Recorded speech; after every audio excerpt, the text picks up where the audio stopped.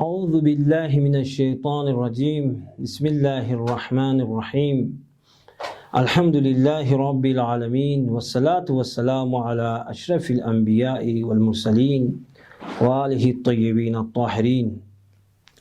عزت نفس کے حوالے سے اور اس کی آثار اور نشانیوں کے حوالے سے آپ کی خدمت میں گفتگو ہو رہی تھی اور یہ بیان کیا کہ دشمن کی بھی کوشش یہی ہے۔ دشمن سب سے پہلے ہماری عزت کو چھیننے کی کوشش کرتے ہیں اور یہ سمجھانے کی کوشش کرتے ہیں کہ تمہاری حیثیت نہیں، عزت نہیں، طاقت نہیں، ہم آپ کو عزت دیں گے، طاقت دیں گے، مستحکم بنائیں گے، آپ کے لیے برنامہ ریزی کریں گے، ہم آپ کی قیادت کریں گے۔ یہ دشمن کا حربہ ہے، در حال کہ آپ جانتے ہیں فاقد شیء معطی شیء نہیں بن سکتا۔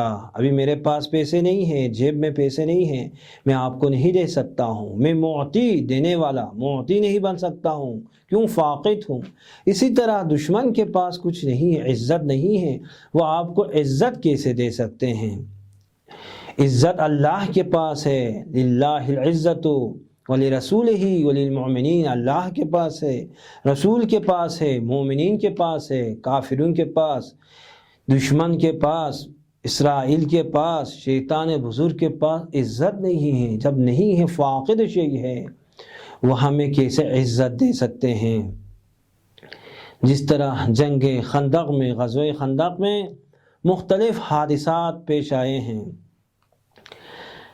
یہ مسلمان خندق کھود رہے تھے، اتنے میں ایک پتھر سامنے آیا، اسے توڑنے کی کوشش کی لیکن نہیں ٹوٹا، تو سلمان فارسی رسول خدا کی خدمت میں آئے اور اس نے کہا کہ ایک بڑا پتھر ہے، ہم اسے توڑ نہیں سکتے ہیں۔ رسول خدا آئے اور آپ نے کلہاڑے سے اس پتھر پر ایک ضربت لگائی، وہ ٹوٹ گیا۔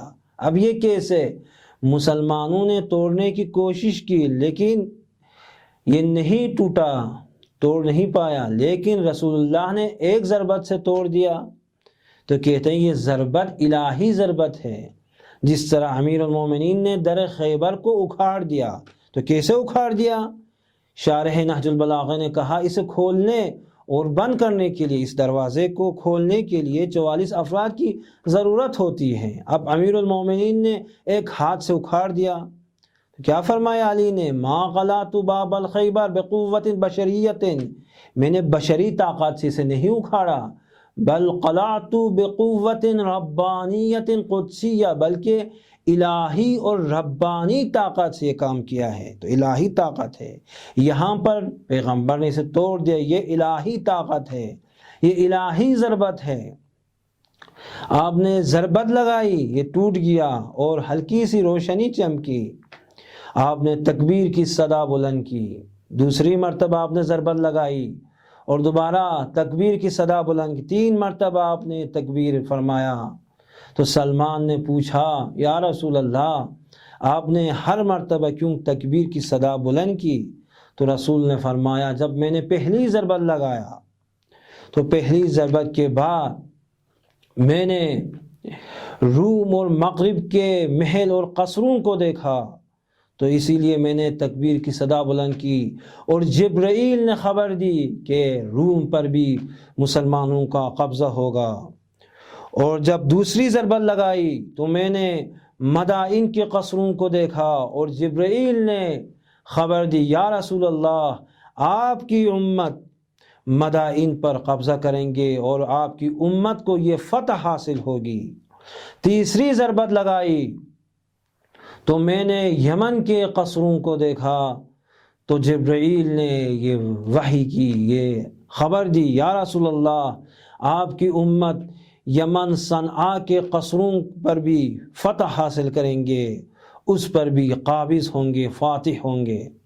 تو میں نے تکبیر کی صدا بلند کی تو مسلمانوں کو بہت خوشی ہوئی، لیکن منافقین نے تعجب کیا اور کہنے لگے ارے ہم خندق کھود رہے ہیں، دشمن کے ڈر سے، دشمن کے خوف سے اس خندق میں ہم چھپے ہوئے ہیں، مخفی ہیں، قضائے حاجت کرنے کی جرأت نہیں ہے، باہر نہیں جا سکتے۔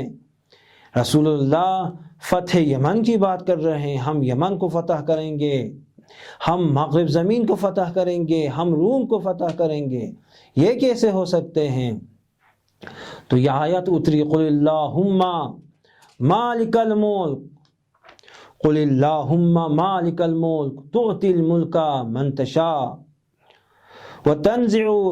تنزع الملک ممن تشاء تعز من تشاء وتذل من تشاء۔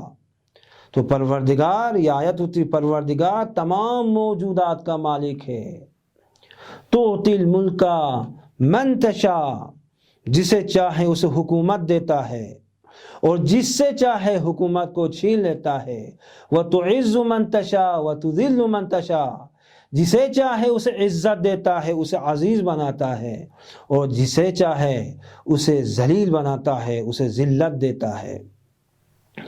تو یہ پروردگار اعلان کر رہا ہے۔ اب سوال یہ ہے، حکومت دینے والا پروردگار ہے، عزت دینے والا پروردگار ہے۔ اب علامہ طباطبائی نے اس شبہے کو، اس سوال کو تفسیر المیزان میں پیش کیا ہے۔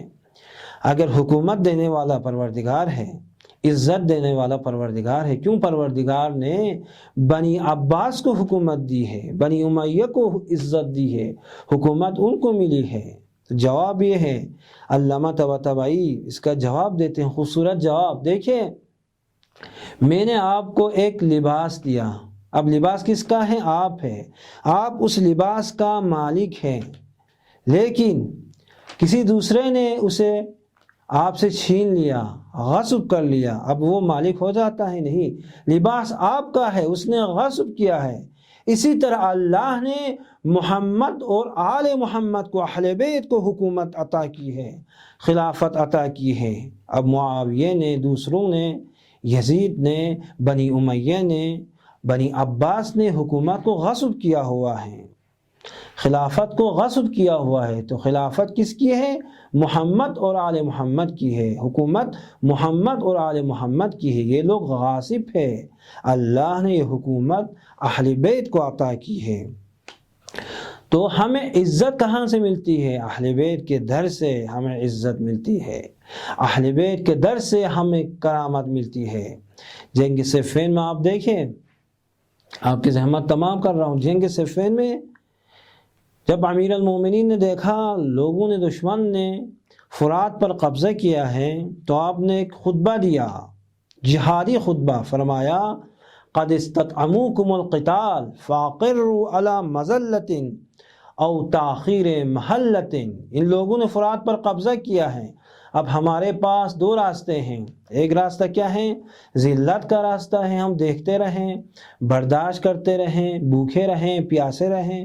دوسرا راستہ کیا ہے؟ ہم تلوار اٹھائیں، او رو السیوف من الدماء وترو من الماء، اپنی تلواروں کو اٹھائیں اور اپنی تلواروں کو پانی سے سیراب کر دے، اور اپنے آپ کو رو السیوف من الدماء، اپنے تلواروں کو خون سے سیراب کر دے اور اپنے آپ کو پانی سے سیراب کر دے۔ یہ عزت کا راستہ ہے۔